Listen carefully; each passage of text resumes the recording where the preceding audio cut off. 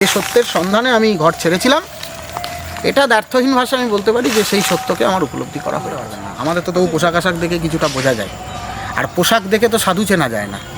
এই পোশাক পরে যেমন অম্বিকানন্দ আছে, এই পোশাক পরে তো অনেক এমন মানুষও আছে যারা এই পোশাকটাকে ব্যবহার করে তারা ধর্মকে সামনে রেখে তারা তাদের ব্যক্তিগত স্বার্থসিদ্ধি করছে। এরকম তো প্রচুর মানুষ আছে। দেখুন, বড় বড় জটা, বড় বড় চুল, পাকা দাড়ি বা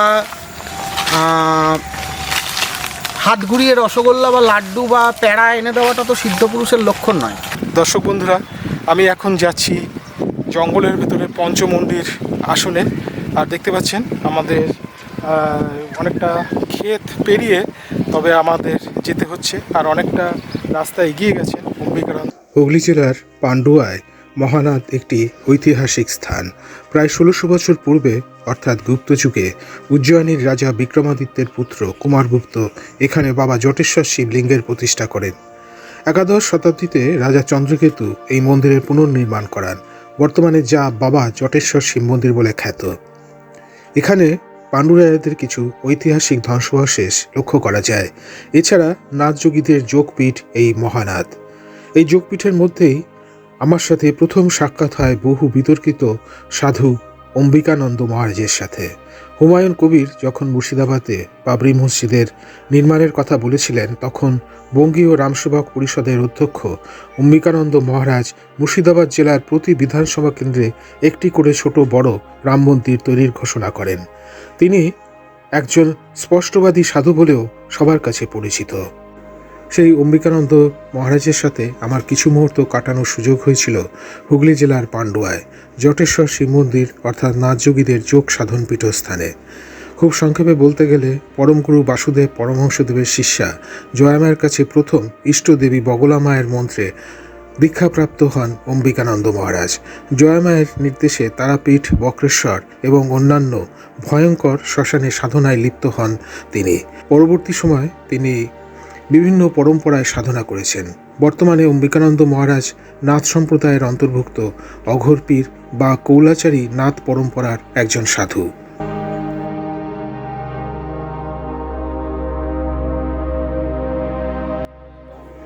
এদিন তিনি আমাকে পুরো মহানাদ ঘুরিয়ে দেখালেন এবং এই ঐতিহাসিক স্থানের ইতিহাস ব্যক্ত করলেন। মহামুনি বশিষ্ঠনাথের নাম অনুসারে এই পুষ্করিণী বা দিঘির নাম বশিষ্ঠ গঙ্গা। দীর্ঘদিনের কিংবদন্তি লোকবিশ্বাস এই জল অত্যন্ত পবিত্র এবং দীর্ঘদিন এই জলেই বাবা জটেশ্বরনাথের সেবা হয়েছে, পূজা হয়েছে। দীর্ঘকাল ধরে নাথ যোগী সিদ্ধ সাধকেরা তারা এই বশিষ্ঠ গঙ্গার জলে অবগাহন করেছেন। এই বশিষ্ঠ গঙ্গা সহ 12টি কুণ্ড রয়েছে মহানাদের জটেশ্বরনাথ মন্দিরকে কেন্দ্র করে। তার মধ্যে প্রমুখ হচ্ছে এই বশিষ্ঠ গঙ্গা মূলত। আর এছাড়া রয়েছে যোগিনী কুণ্ড, অগ্নিকুণ্ড, 12টি কুণ্ড সহ 12টি কুণ্ড, যার মধ্যে বেশ কয়েকটি কুণ্ড আমাদের এই মুহূর্তে আমরা খুঁজে পাচ্ছি না। কিন্তু 12টির মধ্যে মূলত 10টির কাছাকাছি কুণ্ড আমরা পেয়েছি। এবং বর্তমানে কি হয়েছে, যেহেতু জলস্তর আগেকার মতো এখন আর নেই, তাই অনেকগুলি কুণ্ড একসঙ্গে 2-3টে কুণ্ড কিন্তু মার্জ হয়ে গেছে পরস্পর। আমি আপনাকে দেখাবো, এই যে বশিষ্ঠ গঙ্গা ঠিক ওই পাশটাতে কিন্তু আরেকটি কুণ্ড আছে একদম ওই পারে। সেই কুণ্ডটি সেটা কিন্তু এর সঙ্গে অ্যাটাচ হয়ে গেছে একদম। এটি হলো মুক্তকুণ্ড। এই মুক্তকুণ্ড আর বশিষ্ঠ গঙ্গা বর্তমানে একটা সূক্ষ্ম পার্টিশন ছিল, সেই পার্টিশনটা ভেদ করে এখন জলস্তরের কারণে জায়গাটা এখন সমান হয়ে গেছে। আমি গুরু নির্দেশে বিভিন্ন পথের দর্শনকে আত্মস্থ করার জন্য বিভিন্ন পরম্পরায় সাধন করেছি। পরম্পরায় সাধন করেছি বলতে আমি শঙ্করাচার্য প্রণীত অদ্বৈত ব্রহ্মবাদের পথে যেমন হেঁটেছি, ঔপনিষদিক ভাবনায় যেমন হেঁটেছি, আমি কৌলাচারের সাধনা একসময় করেছি, বা যেটিকে আমার জীবনের মুখ্য বলে আমি মনে করি। এবং বর্তমানে নাথ সম্প্রদায়ের অন্তর্ভুক্ত একজন নাথ যোগী, একজন অঘোর পীর। আমার আরাধ্য দেবী মা বগলামুখী। তাহলে আমি বলতে পারি যে আপনি শক্তি সাধক একজন। আমি তন্ত্র সাধক, আমি কৌলাচারী নাথ পরম্পরাভুক্ত একজন সাধক। আচ্ছা, আমার তন্ত্র সাধনার পরম্পরা তীর্থনাথ পরম্পরা, প্রাতঃস্মরণীয় পূজনীয় পণ্ডিত প্রবর জগন্মোহন তর্কালঙ্কার, যাকে পূর্ণানন্দ তীর্থনাথ বলা হয়েছে। এটি হলো যোগিনী কুণ্ড। মহানাদের যে জটেশ্বর শিব মন্দিরকে কেন্দ্র করে বা মহাদেবের মন্দিরকে কেন্দ্র করে যে 12টি কুণ্ডের বিবরণ আছে, তার মধ্যে বশিষ্ঠ গঙ্গা আপনি দেখেছেন, মুক্তকুণ্ড দেখেছেন। এটি হলো যোগিনী কুণ্ড।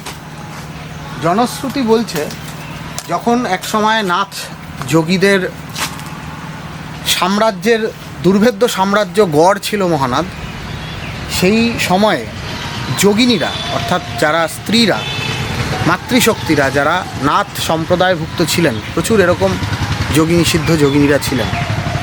সেই যোগিনীদের মধ্যে অন্যতম আপনি নাম শুনেছেন, পূর্ববঙ্গের ময়নামতির উপাখ্যানের কথা পড়েছেন, গোপীচাঁদ ময়নামতি।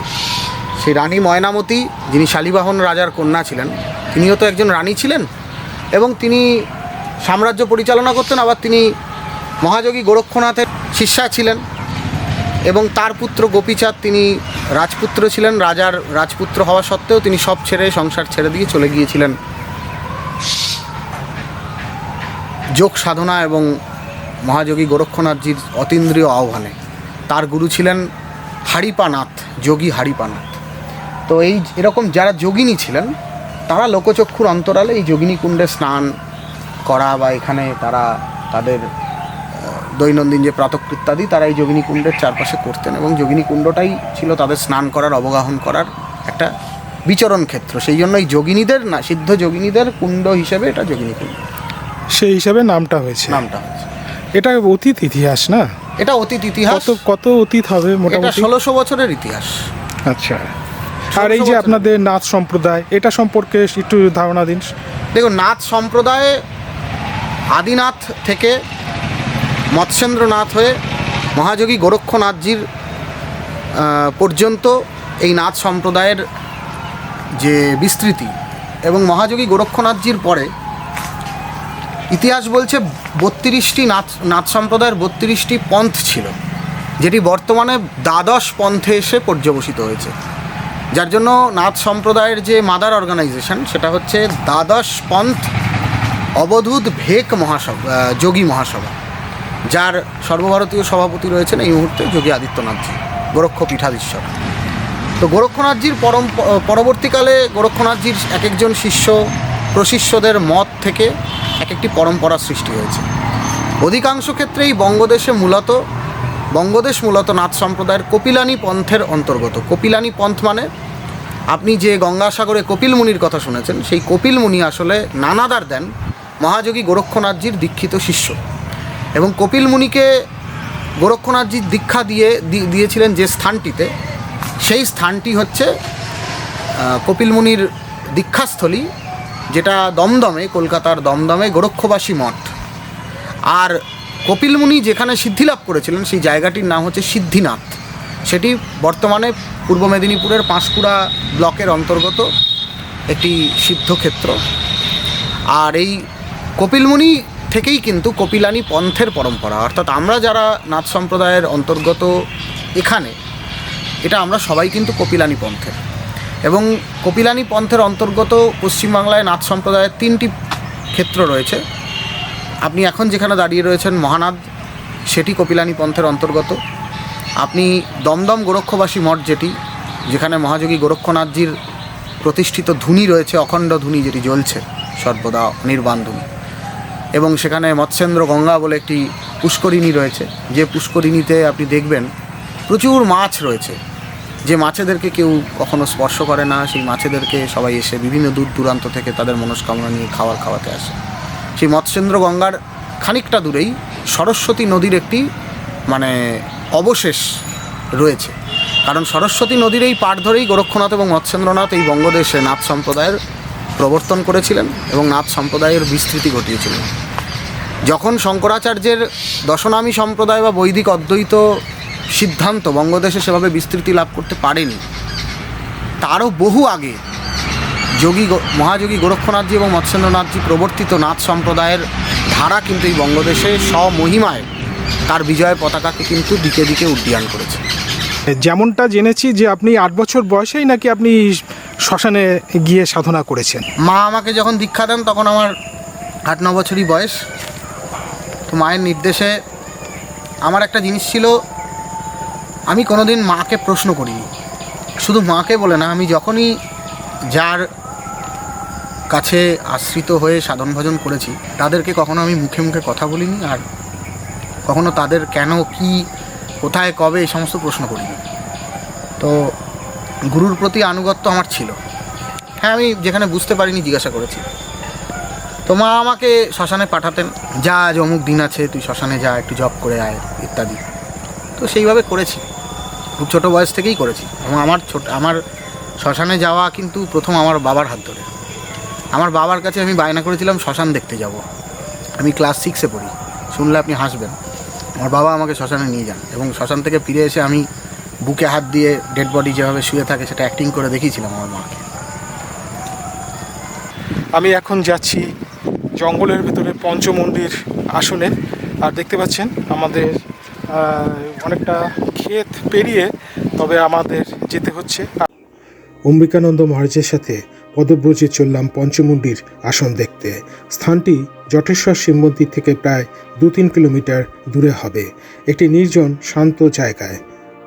চাষের জমির উপর দিয়ে হাঁটতে হাঁটতে আমি এগিয়ে চললাম যেদিকে অম্বিকানন্দ মহারাজ দ্রুত পায়ে ধাবমান। জায়গাটির সুন্দর পরিবেশ, সুবিস্তৃত চাষের জমি, এসব কিছু দৃশ্য দ্রুত আমার মনকে জয় করে নিয়েছিল। দেখতে দেখতে কিছু সময়ের মধ্যেই আমরা পৌঁছে গেলাম আমাদের অভীষ্ট স্থানে, পঞ্চমুণ্ডি আসনের কাছে। জায়গাটায় কেমন যেন একটা গা ছমছমে ভাব রয়েছে।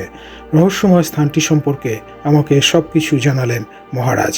পঞ্চমুণ্ডি আসনের কাছে বেশ কিছুটা সময় অতিবাহিত করার পরে স্নিগ্ধতায় আমার মন ভরে উঠেছিল। এই জায়গাটি দিনের বেলায় আপনি এরকম দেখছেন, কিন্তু রাত্রিবেলায় এই জায়গাটির রূপটা কিন্তু অত্যন্ত ভয়ঙ্কর হয়। রাত্রিবেলায় এখানে যত্রতত্র শিবারা বিচরণ করে, মানে শৃগাল। আমি মূলত শিবাভোগ দিই ওই ঈশানকোণটিতে। আচ্ছা, ওই যে কলকে ফুলের গাছটি, যে দুটি গাছ, জোড়া গাছ আছে, একটি কলকে ফুল আর একটি পাকুড় গাছ, ওর মাঝখানে শিবাভোগ দেওয়া হয়। প্রচুর শিবা এখানে বিচরণ করে। মোটামুটি সন্ধে, এখন শীতকালের সন্ধে 5:30, 6টা, 6:30 আপনি এই স্থানে এখানে সন্ধ্যাবেলা। আর এখানে ইলেকট্রিসিটি বলে কিছু নেই, কিন্তু এখানে কিন্তু কোনো, এই যে পঞ্চমুণ্ডির আসন, এখানে কিন্তু কোনো ইলেকট্রিসিটি নেই।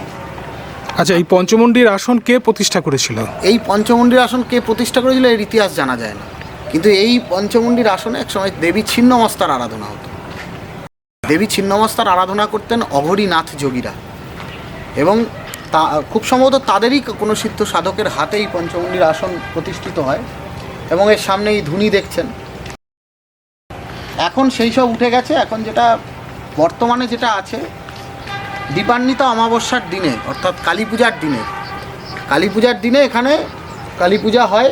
এই তেঁতুল গাছটিকেই মা দক্ষিণাকালীর স্বরূপ বলে মনে করা হয়, এবং দেখছেন যার জন্য শাড়ি দিয়ে গাছটিকে বন্ধন করা আছে। এই গাছটির কত বয়স কেউ জানে না। আপনি এই মহানাদে কত বছর আছেন? মহানাদে আমি বেশি দিন নেই।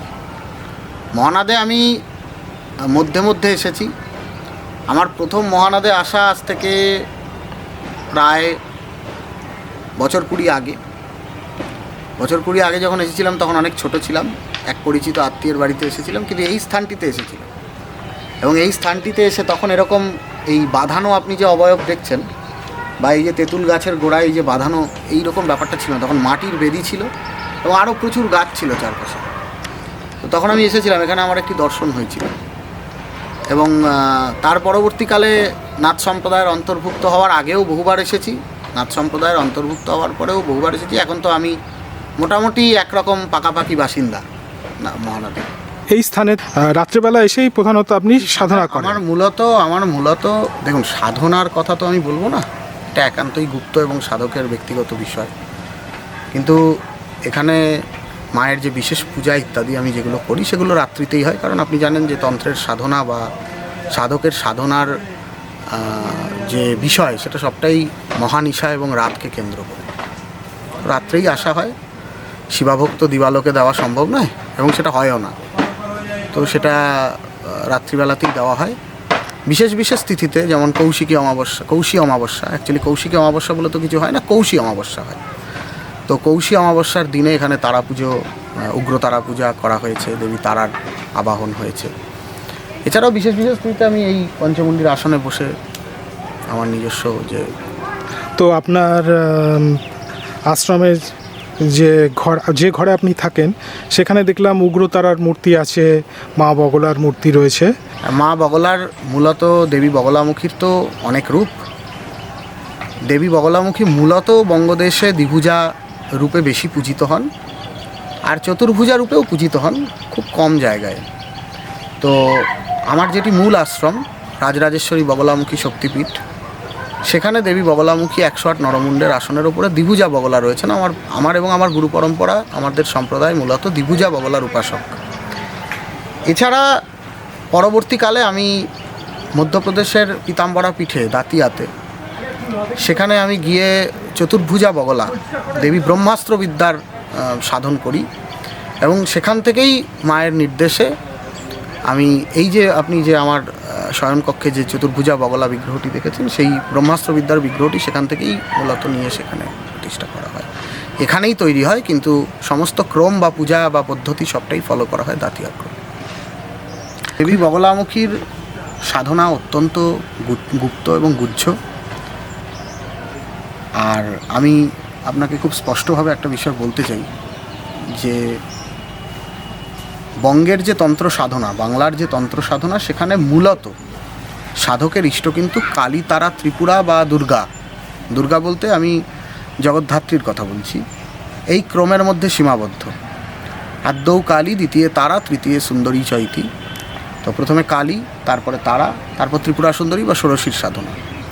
কিন্তু সামান্য দীক্ষা থেকে, অর্থাৎ মন্ত্র দীক্ষা থেকে সমস্ত সংস্কার আদি, যে তন্ত্রের যে সংস্কার মূলত শাক্তাভিষেক, পূর্ণাভিষেক, ক্রমদীক্ষাভিষেক, সাম্রাজ্যাভিষেক, মহাসাম্রাজ্যাভিষেক, স্বরামনায়াভিষেক, এই যে পরম্পরা। এবার অন্যান্য পরম্পরা, যেমন আমাদের যে পরম্পরা, আমি যে কৌলাচারের সাধনা করেছি তীর্থনাথ পরম্পরায়, এছাড়াও আনন্দনাথ পরম্পরা রয়েছে, আনন্দনাথ ভৈরব সম্প্রদায় রয়েছে, বিভিন্ন সম্প্রদায় রয়েছে।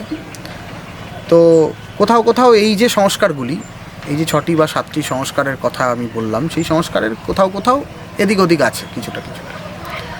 তো আমাদের এই সম্প্রদায়, আমাদের পরম্পরায় বা মূলত আপনি দেখবেন না, খুব কমই দেখবেন, সামান্য দীক্ষা থেকে স্বরামনায়াভিষেক পর্যন্ত ইষ্ট বগলা। কারণ বঙ্গদেশের অধিষ্ঠাত্রী দেবী দক্ষিণা কালী, কালীকুলের অধিষ্ঠাত্রী দেবী দক্ষিণা কালী। তো মূলত কালী মন্ত্রে দীক্ষার বাহুল্যতা বা প্রয়োগ বা ব্যবহারই বেশি এখানে। কালী ছাড়াও কেউ কেউ তারা ইষ্ট নেন, কারোর ইষ্ট তারা হয়, গুরু যেমন যাকে নির্দেশ করেন। ত্রিপুরা হয় বা ষোড়শী হয়, ত্রাক্ষরী ষোড়শী হয়, স্বরাক্ষরী ষোড়শী হয় ইত্যাদি। 10 মহাবিদ্যার প্রথমে কালী, তারপরে তারা, তারপরে ষোড়শী, তারপরে ভুবনেশ্বরী, ভৈরবী, ছিন্নমস্তা, ধূমাবতী, বগলামুখী, মাতঙ্গী, কমলা। এই 10 মহাবিদ্যা ছাড়াও কিন্তু 16 জন মহাবিদ্যাও রয়েছেন, ষোড়শ মহাবিদ্যা। তারা ছাড়াও কিন্তু 18 মহাবিদ্যা রয়েছেন, 18 জন মহাবিদ্যা রয়েছে। তো এই সমস্ত ক্রম বা সমস্ত পরম্পরাগুলি গুরুমুখ গম্য। সম্প্রদায় এবং পরম্পরা বিশেষে এগুলি কিন্তু আলাদা আলাদা, তার প্রকারভেদ রয়েছে, তার প্রয়োগ রয়েছে। এবং আমাদের যে সম্প্রদায়, তীর্থনাথ সম্প্রদায়, মানে আমি যেখানে তন্ত্র সাধনা বা আমার যে সাধন ভজন ইত্যাদি হয়েছে, বা যে পরম্পরাকে আমি ফলো করি, কালীকুলে আমি তীর্থনাথ সম্প্রদায়কে ফলো করি। আমার যেহেতু গুরু পরম্পরা, গুরু পরম গুরু, পরাপর গুরু, পরমেষ্টি গুরু, এই যে পরম্পরা, সেই পরম্পরানুক্রমে আমাদের তীর্থনাথ পরম্পরা। কিন্তু আমার মূল মন্ত্র দীক্ষা, আমার যিনি মূল মন্ত্রগুরু, তিনি হচ্ছেন প্রাতঃস্মরণীয় জগজ্জননী শ্রী শ্রী জয়ামা হচ্ছেন বাসুদেব পরমহংসদেবের শিষ্যা। তো আমার মূল পরম্পরা যদি আপনি ধরেন, তাহলে সেটা কিন্তু বাসুদেব পরমহংসদেবের পরম্পরা। এবং বাসুদেব পরমহংসদেব নিজেও একজন নাথ যোগী ছিলেন। বাসুদেব পরমহংসদেব নিজে নাথ যোগী, ডক্টর রামনাথ অঘরী বাবার কাছে কিন্তু অঘরবিদ্যা এবং নাথ সম্প্রদায়ের নাথ যৌগিক বিদ্যা কিন্তু তিনি সাধনা করেন। আর ডক্টর রামনাথ অঘরী বাবা ছিলেন স্বয়ং তারাপীঠ ভৈরব বামাখ্যাপার শিষ্য। তো আমার যা কিছু সাধন ভজন আমি করেছি, আমি আমার গুরুমায়ের নির্দেশে করেছি। এবং গুরুমা আমাকে একটি কথা বলেছিলেন যে আমি সাধারণ গৃহবধূ, কিন্তু মা বগলার যে ব্যাপ্তি বা বিশালতা বা বিস্তৃতি বা তার যে শাস্ত্রীয় আচার আচরণ বা ক্রিয়াকর্ম, সেগুলো বাবা আমি সেভাবে করে উঠতে পারিনি। আর আমার গুরুমাতা তার পূজনীয় গুরুদেবকে বা আমার পরম গুরুদেব বাসুদেব পরমহংসদেবকে পেয়েছেনও স্থূল শরীরে খুব কম সময়, সীমিত সময়।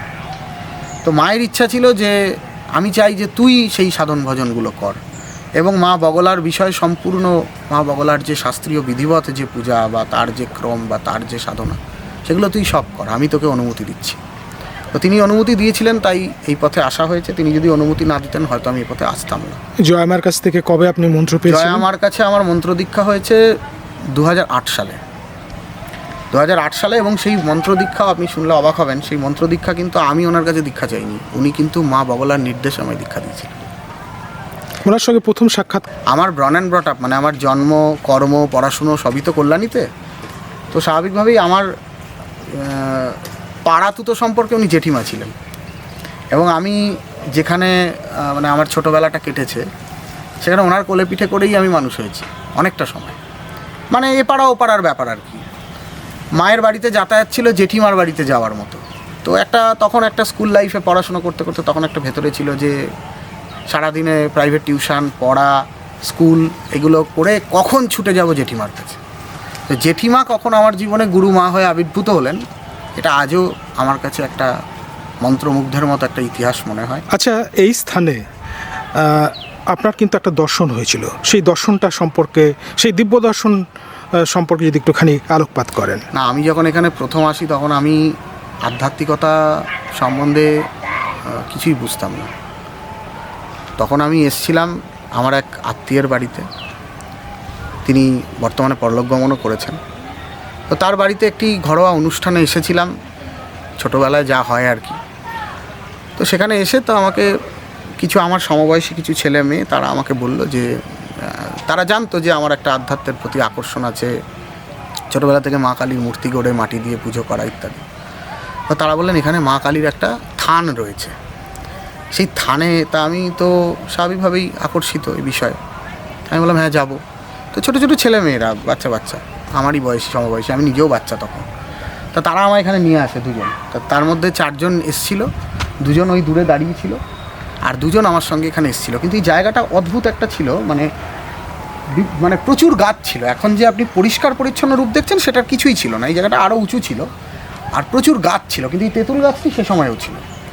তো তখন এই তেঁতুল গাছের গোড়ায় বেদি টেদি কিছু ছিল না, এখানটাতে এই তেঁতুল গাছের গোড়ায় এসে না আমি অজ্ঞান হয়ে যাই। তো অজ্ঞান হয়ে যাই এবং আমি একটা কিছু দেখি যেটা আমি বলতে চাইছি না। তো কোনো দেবী দর্শন হয়েছিল? দেবী দর্শন হয়েছিল। সেই ঘটনাটা আমার জীবনে অনেকটা রেখাপাত করে, অনেকটা প্রভাব পড়ে। মা বগলার দর্শন না, পেয়েছিলেন? তখন আমার ইষ্ট, কিন্তু তখন আমি কিন্তু জানতাম না যে আমার আরাধ্য দেবী মা বগলা। আমার কিন্তু জীবনের প্রথম পর্যায়টাতে আমি জানতাম যে আমার ইষ্টদেবী দক্ষিণাকালী। কারণ ছোটোবেলা থেকে শ্যামা সঙ্গীত গেয়ে মাকে শোনানো, বাড়িতে কালী পূজা হওয়া, পারিবারিক আমাদের প্রত্যেক কালী পূজার পারিবারিক একটা ইতিহাস রয়েছে। আমার ঠাকুরদার একটি তন্ত্র সাধনার, গুপ্ত সাধনার একটা ইতিহাস রয়েছে, যদিও তিনিও খুব গুপ্ত ছিলেন। তো রেলে চাকরি করতেন এবং খুব বিখ্যাত জ্যোতিষীও ছিলেন। তো এখানে সেই দর্শন আমার হয়। তো আমি মা কালী হিসেবেই সেই সময় ব্যাপারটা মানে ভেবেছিলাম। পরবর্তীকালে গুরু মায়ের সংস্পর্শে গিয়ে, মানে জেঠিমার সংস্পর্শে গিয়ে আমি জানতে পারি আমি গিয়েছিলাম কালী মন্ত্রে দীক্ষা নিতে। মানে আমার যিনি মন্ত্রগুরু জয়ামা, তিনি আমাকে পাঠিয়েছিলেন তার যিনি শিক্ষাগুরু কালিকানন্দনাথ ভৈরব, যিনি বাঁকুড়ায় গঙ্গাজল ঘাটিতে থাকতেন। তার একটি আশ্রম আছে কালিকাশ্রম বলে। সেই কালিকানন্দনাথ ভৈরবের কাছে তিনি আমায় পাঠিয়েছিলেন তন্ত্র সাধনা করার জন্য। অ্যাকচুয়ালি সেটা মজা ছিল, আমাকে একটা মজা পরীক্ষা করার মতো। তো কালিকানন্দের কাছে আমি যখন যাই, তার কাছে আমি 4 দিন অবস্থান করি একভাবে, এবং তিনি আমায় জানান যে আসলে কিছুই নয়, তোমার ইষ্টদেবী দক্ষিণাকালী নয়, তোমার ইষ্টদেবী দেবী বগলামুখী। তুমি ফিরে যাও কল্যাণীতে মায়ের কাছে, মাই তোমার গুরু, মা তোমাকে ছলনা করতে পাঠিয়েছে। তো আমি তখন জানতে পারি যে আমার আরাধ্য দেবী মা বগলামুখী। তার আগে পর্যন্ত আমি জানতাম আমার ইষ্টদেবী দক্ষিণাকালী, এবং কালীর প্রতি অনুরাগ, কালী কীর্তন, শ্যামা সঙ্গীত, এমনি বাড়িতে সঙ্গীত চর্চার একটা ব্যাপার ছিল। আমি নিজেও গান বাজনার সঙ্গে যুক্ত ছিলাম, যারা আমাকে অতীতে জানেন। তো চণ্ডীপাঠ করা। তো তারপরে গুরুমায়ের জেঠিমা থেকে যখন তিনি গুরুমা হলেন, মন্ত্রগুরু হলেন, তার নির্দেশে সাধন ভজন কখনো শ্মশানে পাঠানো, হালিশহর শ্মশানে, ত্রিবেণী শ্মশানে, আরও বিভিন্ন জায়গায় পাঠানো। পরবর্তীকালে বাড়ি ছেড়ে পালিয়ে যাওয়া তারাপীঠ মহাশ্মশানে, বারবার বাড়ি থেকে পালিয়ে যাওয়া বক্রেশ্বর মহাশ্মশানে, যেখানে বাসুদেব পরমহংসদেবের সমাধি মন্দির রয়েছে। এবং মজাটা হচ্ছে এটাই যে আমার মন্ত্রগুরু জয়ামাকে প্রথম বাসুদেব পরমহংসদেবের মানে বিবাহসূত্রে তিনি যখন কল্যাণীতে চলে আসেন, অ্যাকচুয়ালি মায়ের জন্ম এবং ব্রন অ্যান্ড ব্রট আপটা হচ্ছে আপনার লখনৌতে। তো মায়ের পড়াশুনো সমস্ত কিছুই লখনৌতে। তো মা প্রবাসী বাঙালি ছিলেন। তো বিবাহসূত্রে মায়ের যিনি স্বামী কর্তা, তার সঙ্গে তিনি চলে আসেন কল্যাণীতে। এবং কল্যাণীতে এসেই কিন্তু মায়ের এই মা বগলাকে কেন্দ্র করে এই যে দিব্য লীলা, এটার কিন্তু প্রকাশ হয়। তো কল্যাণীতে আসার আগে দীর্ঘ সময় কিন্তু বাসুদেব পরমহংসদেবের তিনি স্থূল শরীরে আছেন কি নেই এই পুরো বিষয়টা সম্বন্ধেই মায়ের একটা ধোঁয়াশা ছিল, কারণ মায়ের সাথে যোগাযোগ বিচ্ছিন্ন হয়ে গেছিলো বিবাহের পরে। হ্যাঁ, আপনার সেই যে গুরুদক্ষিণা দেওয়ার যে ঘটনাটা, সেটা যদি একটুখানি আরেকবার বলেন। যখন মা বগলামুখীর নির্দেশে আমাকে যখন মন্ত্র দীক্ষা দেন, তখন মন্ত্র দীক্ষা দেওয়ার পর তো স্বাভাবিকভাবে দীক্ষা নিলে তো গুরুদক্ষিণা দিতে হয়। তা আমি তখন 101 টাকা, আমি তো ছাত্র, যা সীমিত ক্ষমতা, সেই 101 টাকা ওনাকে যখন দিতে গেছি, তো মা বললেন এটা নয়, আমার গুরুদক্ষিণা অন্য। তা আমি বললাম কি? তো উনি বললেন যে তুই আমার গুরুর খোঁজ এনে দিবি। কারণ এর আগেই আপনাকে বলেছি যে বিবাহসূত্রে এবং মায়ের স্বামীর কর্মসূত্রে মা চলে আসেন কল্যাণীতে এসে তখন দীর্ঘদিন গুরুদেবের সঙ্গে মানে পরম গুরুদেবের সাথে, বাসুদেব পরমহংসদেবের সাথে মায়ের যোগাযোগ বিচ্ছিন্ন হয়ে যায়। এমনকি বাসুদেব পরমহংসদেবের শরীর মানে দেহ আছে কি নেই, উনি সশরীরে আছেন কি দেহত্যাগ করেছেন, সেটাও তিনি জানতেন। সেই সময় আমার সাথে যোগাযোগ হয় মায়ের এই কথা বলার পরে। তা আমি কল্যাণী বইমেলা থেকে একটি পুরনো বইয়ের দোকানে আমার যাওয়ার একটা খুব নেশা ছিল। পুরনো বইয়ের দোকান থেকে পুরনো বই কিনে আনতাম এবং সেগুলো পড়তাম। আধ্যাত্মিক বই বেশিরভাগ থাকতো। তো সেখানে একটি পুরনো বইয়ের দোকানে আমি মহাপীঠ তারাপীঠ বলে বিপুল কুমার গঙ্গোপাধ্যায়ের একটি বই খুঁজে পাই। সেখানে আমি দেখতে পাই বাসুদেব পরমহংসদেবের একটি জীবনী ৫ম খণ্ড। তো আমি সঙ্গে সঙ্গে ছুটে সেদিনই রাত্রিবেলায় মায়ের কাছে যাই এবং মাকে বলি, মা ইনিই কি বাসুদেব পরমহংসদেব? মানে ওই বইয়ের মধ্যে বাসুদেব পরমহংসদেবের এবং বিপুল কুমার গঙ্গোপাধ্যায়ের পাশাপাশি একটি ছবি ছিল। তো মা তো অবাক হয়ে যান, কেঁদে ফেলেন।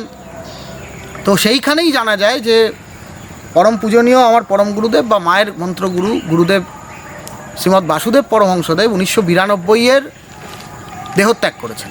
তো মা জানতে পারেননি এবং দেহত্যাগের পরে তার দেহকে বক্রেশ্বর মহাশ্মশানের অপর পারে পাপোহারা নদীর ধারে একটি স্থানে সমাধিস্থ করে সেখানে একটি মন্দির তৈরি হয় এবং সেখানে বাসুদেব মিশন ইন্টারন্যাশনাল বলে একটি আশ্রম তৈরি করা হয়।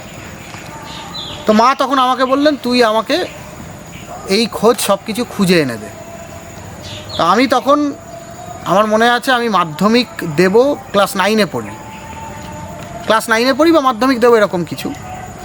তো আমি মায়ের কাছ থেকে 500 টাকা আর একটা কাঁধের স্কুল ব্যাগ নিয়ে ছুটে যাই বক্রেশ্বরে। সেখানে তখন ছিলেন বাসুদেব পরমহংসদেবের সন্ন্যাসী শিষ্য ভোলানাথ তীর্থানন্দ, ভোলা বাবা। তো ভোলা বাবার সঙ্গে দেখা হয় এবং ভোলা বাবা আমাকে সমস্ত বিষয়টা বলেন এবং পরবর্তীকালে সেই বছরই ডিসেম্বর মাসে মা আমাকে নিয়ে এবং মায়ের কন্যা, মায়ের নাতনি সপরিবার আমরা যাই বাসুদেব বাবার আশ্রমে বক্রেশ্বরে। তো এই যোগসূত্রটা মা লীলা করে আমাকে তার সামনে রেখেছিলেন। পরবর্তীকালে বাসুদেব বাবাকে নিয়ে আমার নিজস্ব লেখা আছে, লৌকিক অলৌকিক প্রথম খণ্ডে বাসুদেব বাবার একটা পূর্ণাঙ্গ জীবনীও আছে এবং সেখানে সেই লৌকিক অলৌকিক পড়লে আপনি জানতে পারবেন যে জয়ামার যে দীক্ষা হয়েছিল বা গুরুমায়ের সাথে যে বাসুদেব পরমহংসদেবের কী দিব্য সম্পর্ক ছিল, সেই পুরো বিষয়টা আপনি জানতে পারবেন ওই বইটি পড়লে পরে। আমি সেই বই আপনাকে দেব। তো গত বছর কলকাতা বইমেলাতে, আন্তর্জাতিক বইমেলাতে সেটা প্রকাশিত হয়। তো এইভাবেই তো তার পরবর্তীকালে মা 2010-এ আমাকে অনুমতি দেন তন্ত্র সাধনা করার এবং 2012-তে আমি গৃহত্যাগ করি। গৃহত্যাগ করে বিভিন্ন পন্থা, বিভিন্ন পরম্পরায় সাধন করার সুযোগ হয়েছে, সৌভাগ্য হয়েছে। আমার তন্ত্র সাধনার গুরু পরম পূজনীয় মিহির কিরণ ভট্টাচার্য মহোদয়, যিনি পরমানন্দ তীর্থনাথ বলে প্রসিদ্ধ ছিলেন, সেই মিহিরকিরণ ভট্টাচার্যের 2 সুযোগ্য শিষ্যের হাত ধরে তন্ত্র সাধনা করার সৌভাগ্য হয়েছে। আমার সামান্য দীক্ষা থেকে সাম্রাজ্যাভিষেক পর্যন্ত হয়েছে তারাপীঠের সর্বজন শ্রদ্ধেয় পরম পূজ্যপাদ শ্রীমৎ সাধন কুমার বন্দ্যোপাধ্যায়, যিনি সাধনানন্দ তীর্থনাথ নামে পরিচিত ছিলেন। তিনি একজন খুব উচ্চ স্তরের সিদ্ধ পুরুষ ছিলেন, গৃহী সাধক ছিলেন, অতি উচ্চ কোটির সাধক ছিলেন, প্রকাশ ছিল না, বহিঃপ্রকাশ। আর তার পরবর্তীকালে মহাসাম্রাজ্যাভিষেক সরামনায় দীক্ষা হয় পরম গুরুদেবেরই, মিহিরকিরণ ভট্টাচার্য মহোদয়েরই অপর আরেকজন শিষ্য, তিনিও আরেক সিদ্ধ গুপ্ত যোগী মহাপুরুষ ছিলেন, প্রাতঃস্মরণীয় শ্রীমৎ নন্দদুলাল পাঠক, যাকে সাধক মহলে সকলে উমানন্দ তীর্থনাথজি নামে জানতেন। এদের দুজনের ছত্রছায়ায় আমার তন্ত্র সাধনা হয়। আমার শ্রীবিদ্যা সাধনা বা বৈদিক জগৎগুরু শঙ্করাচার্যের পরম্পরায় সাধনা হয় তৎকালীন আনন্দ আখড়ার, সর্বভারতীয় আনন্দ আখড়ার আনন্দ পীঠাধীশ্বর আচার্য মহামণ্ডলেশ্বর শ্রীমৎ স্বামী গৌরানন্দগিরি মহারাজের সংস্পর্শে আমি দীর্ঘদিন তার ব্যক্তিগত সেবক সচিবও ছিলাম, যিনি শ্রী শ্রী ভোলানন্দ সন্ন্যাসাশ্রমের ভূতপূর্ব মহামণ্ডলেশ্বর ছিলেন। সেই সুবাদে ভোলাগিরি আশ্রমের সঙ্গে সম্পর্কিত ছিলাম এবং পরবর্তীকালে রাজযোগের সাধনা করেছি নাথ সম্প্রদায়ে, অঘোর মার্গের সাধনা করেছি নাথ সম্প্রদায়ে। তো এভাবেই জীবন কেটেছে। তো সিদ্ধিলাভের বিষয়টা হচ্ছে, আমি আমার যেটা ক্ষুদ্র বুদ্ধিতে বা আমার নিজস্ব চিন্তন আমাকে যেটা দেখিয়েছে, সেটা হলো সিদ্ধিলাভ মানে নিজেকে জানা। নিজেকে জানা মানে এই যে আমার ভেতরে থাকা যে আমরা যে খুঁজছি ঈশ্বরকে, বা আমি যে মা বগলামুখী ধরুন আমার ইষ্ট, কারোর ইষ্ট মা দুর্গা, কারোর ইষ্ট শিব, কারোর ইষ্ট কৃষ্ণ, তো এই সবই তো আসলে আমার আমিটাই তো সেটা, যে আমি ছাড়া আমরা এক মুহূর্ত অচল, যে আমি ছাড়া আমরা আত্মসাক্ষাৎকার যে বলি, সাধক যে বলে আত্মসাক্ষাৎকারটা কী? সেটা হচ্ছে আমার আমিকে জানা। সে আমার আমিটাই হচ্ছে ঈশ্বর। যে আমিকে আপনি জীবাত্মা বলছেন, যে আমিকে আপনি পরমাত্মা বলছেন, যে আমিকে আপনি আমরা কি বলি? আমরা বলি আমার মাথা, আমার হাত, আমার পা, কিন্তু আমরা বলি না যে আমি হাত, আমি মাথা, আমি পা। তো এই আমার আমিটা কোথায়?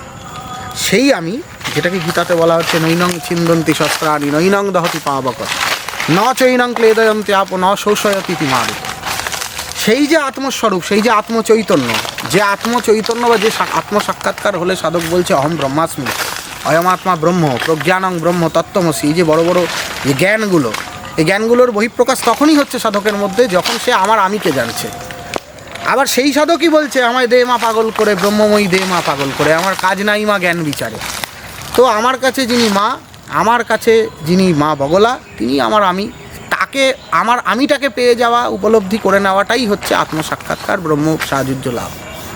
সেটাই সাধকের, সব সাধকের সেটাই পরম্পরা, সেটাই পরম্পরানুগতিক সাধন, যে আমাদের আমার আমিটাকে জানা, আমার আমিটাকে খুঁজে পাওয়া, এটার জন্যই সাধন। আচ্ছা, সিদ্ধ সাধককে কি দেখে বোঝা যায় যে না? আমার মতে আমি এমন অনেক সিদ্ধ পুরুষকে দেখেছি যাদেরকে দেখে বোঝা যায় না। ইষ্ট, আমাদের সাধনা তো ইষ্টকে পাওয়ার জন্য। ইষ্ট কি? ইষ্ট হচ্ছে অভীষ্ট। আমার যেটা সব থেকে বেশি প্রিয়, আমার যেটা সব থেকে বেশি কাছের, যেটা সব থেকে বেশি আপন, বা যেটা মানে আমি, কারা কি করেছেন, কারা কি বলেছেন আমি বলতে পারবো না। আমি আমার ব্যক্তিগত অভিব্যক্তি আপনাকে বলতে পারি, যে আমার ব্যক্তিগত অভিব্যক্তি, আমি তো একটা সত্যকে জানার জন্য বাড়ি ছেড়েছিলাম। আমি একটা আধ্যাত্মের প্রকৃত স্বরূপ কী সেটা বোঝার জন্য আমি বাড়ি ছেড়েছিলাম। তো সেটা যদি আপনি বলেন আধ্যাত্মের প্রকৃত স্বরূপ কী, সেটা কি আপনার বোঝা হয়ে গেছে? তাহলে এক কথায় উত্তর দেবো, হ্যাঁ আমার বোঝা হয়ে গেছে। কিন্তু আপনি যদি বলেন যে ইষ্ট দর্শন হয়েছে কি হয়নি, আপনি মা বগলাকে দেখেছেন কিনা, মা দক্ষিণাকালীকে দেখেছেন কিনা, তাহলে সেই প্রশ্নের উত্তরে আমি যাব না।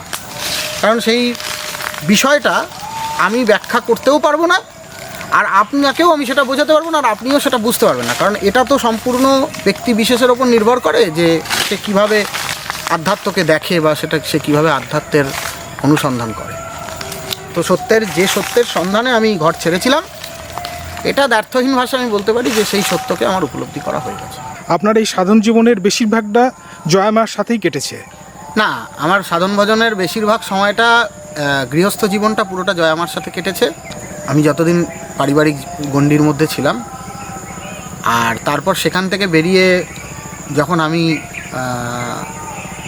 পথে নামি পরিব্রাজকের বেশে, তখন আমার জীবনটা কিন্তু বিভিন্ন সময় বিভিন্ন মানুষের বিভিন্ন সাধকের সঙ্গে কেটেছে। তো যখন যে সাধন করেছি তখন সেই সাধকের আশ্রয়েই আমার সময় কেটেছে। এই মুহূর্তে আপনি কি সাধন করছেন? না, এই মুহূর্তে সাধন কিছু করছি না, এটা খুব সত্যি কথা। আমি মনে করি আমার কাছে আধ্যাত্মিকতা সাধনার মূল প্রতিপাদ্য বিষয় হচ্ছে সমস্ত বাউন্ডেশনস, সমস্ত লিমিটেশনস, সমস্ত সীমাবদ্ধতার ঊর্ধ্বে ওঠা। আমরা যে পন্থাতে যেভাবেই সাধনা করি, আমরা তো একটা লক্ষ্যে পৌঁছানোর জন্য সাধনা করি, আমাদের উপাস্যকে আরাধ্যকে পাওয়ার জন্য। এখন আপনি যদি আমায় প্রশ্ন করেন যে আপনি উপাস্যকে বা আপনার আরাধ্য দেবতাকে আপনি পেয়েছেন কি পাননি, সেই প্রশ্নের উত্তর আমি আপনাকে দেবো না। জটেশ্বর শিব মন্দির সংলগ্ন সবুজ বনানীর মধ্যে বেশ কিছু সময় আধ্যাত্মিক নানান বিষয়ে আলোচনার পরে আমরা ফিরে এলাম শিব মন্দিরের পাশেই অবস্থিত আশ্রমে। সেখানে অম্বিকানন্দ মহারাজ আমার সাথে জটেশ্বর শিব মন্দিরের বর্তমান মহন্ত যোগী ব্রহ্মনাথজি পরিচয় করিয়ে দিলেন। এই হচ্ছে বইটি, তো এটা গত বছর প্রকাশিত হয়েছিল, লৌকিক অলৌকিক, প্রথম খণ্ড। দ্বিতীয় খণ্ড আমি লিখছি, শেষ হয়নি, দ্বিতীয় খণ্ডতে আরও অনেক বিষয় থাকবে।